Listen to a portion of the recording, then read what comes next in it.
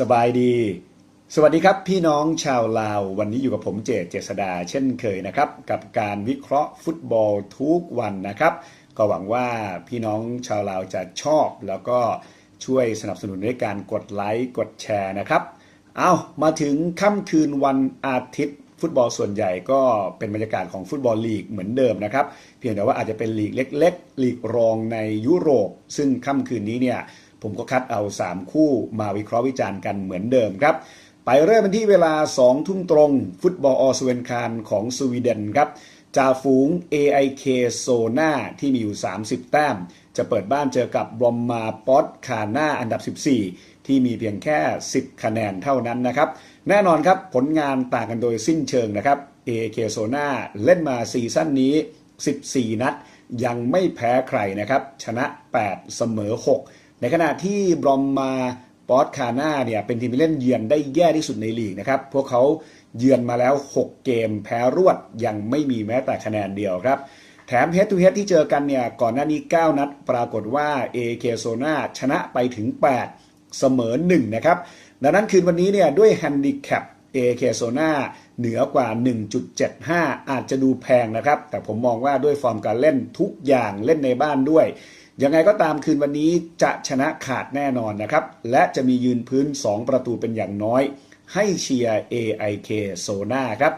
คู่ต่อมาไปที่เวลา3 ทุ่มตรงนะครับไปดูฟุตบอลลีกของสวิตเซอร์แลนด์ค่ำคืนนี้ก็จะเป็นนัดเปิดฤดูกาลนะครับโดยยังบอยเบิร์นจะเปิดบ้านเจอกับกราสฮอปเปอร์ซูริกผลงานการอุ่นเครื่องช่วงปรีซีซั่นนะครับยังบอยเนี่ย5เกมชนะ3แพ้2นะครับในขณะที่กราฟฮอปเปอร์ซูริกมีเกมอุ่นเครื่องที่น้อยมากนะครับอุ่นเครื่องมา2เกมเสมอ1แพ้1แล้วเสียไปถึง4ประตูด้วยนะครับพลิกสถิติดู head to head ครับปรากฏว่า4เกมหลังสุดยังบอยทำได้ดีกว่าเยอะนะครับเป็นฝ่ายชนะไป3เสมอ1ไม่เคยแพ้นะครับดังนั้นคืนวันนี้เนี่ยแฮนดิแคปเปิดมาให้ยังบอยเหนือกว่า 0.75 ไม่ต้องไปคิดเยอะให้เชียร์ยังบอยเบิร์นครับคืนวันนี้เล่นต่อหน้าแฟนบอลเป็นเกมแรกพวกเขาจะออกสตาร์ทด้วยการเก็บ3แต้มและจะเบียดชนะได้อย่างน้อย1ประตูในคืนวันนี้ครับปิดท้ายที่เวลา5 ทุ่มครับไปดูฟุตบอลลีกของเดนมาร์กโดยบรอนบี้เปิดบ้านเจอกับเวสเล่นะครับบรอนบี้ทีมแชมป์เก่าเนี่ยออกสตาร์ทด้วยการบุกชนะแรนเดอร์มา 2-0 ครับในขณะที่เวสเล่ทีมน้องใหม่ก็ทำได้ดีนะครับเกมแรกเปิดบ้านชนะโฮโบรมา3ประตูต่อ1เท่ากับว่าทั้ง2ทีมเนี่ยเก็บ3แต้มมาด้วยกันทั้งคู่ครับ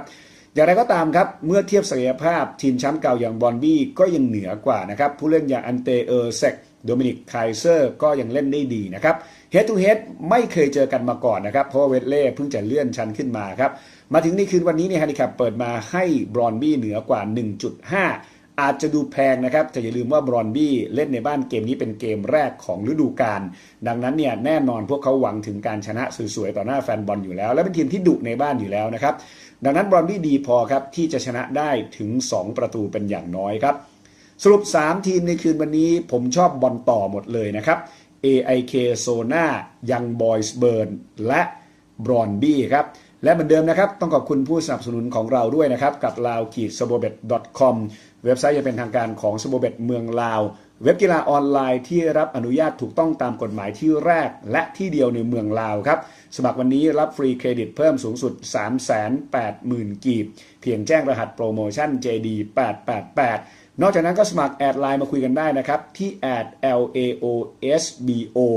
ย้ำนะครับของแท้ต้องlao-sabobet.com เท่านั้นนะครับขอพี่น้องทุกคนโชคดีในคืนวันนี้ครับสบายดี